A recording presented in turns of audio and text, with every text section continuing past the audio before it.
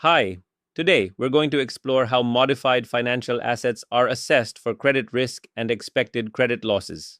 This topic is particularly important when contractual cash flows are renegotiated or modified without derecognizing the financial asset.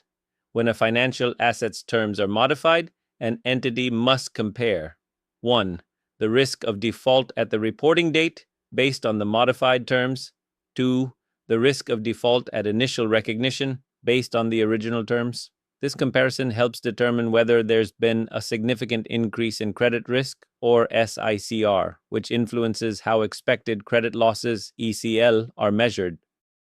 Let's take an example of Bank A, which issues a 5-year loan of rupees 1,000 with an interest rate of 5% payable annually.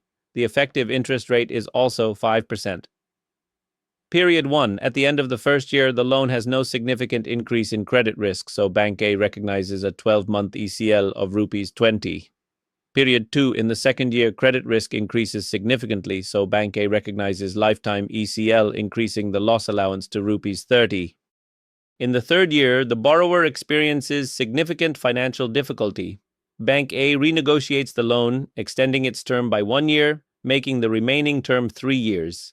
Here's how Bank A handles the modification.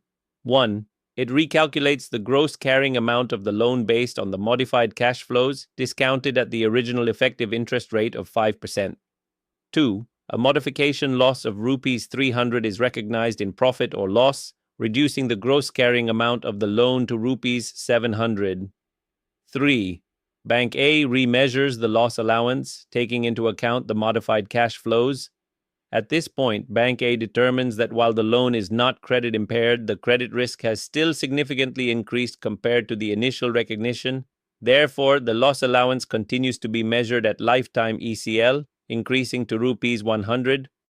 In the following periods, Bank A continuously evaluates whether there is still a significant increase in credit risk by comparing the original credit risk at initial recognition with the credit risk under the modified terms. 2 periods after the modification, the borrower's financial situation improves significantly, surpassing expectations.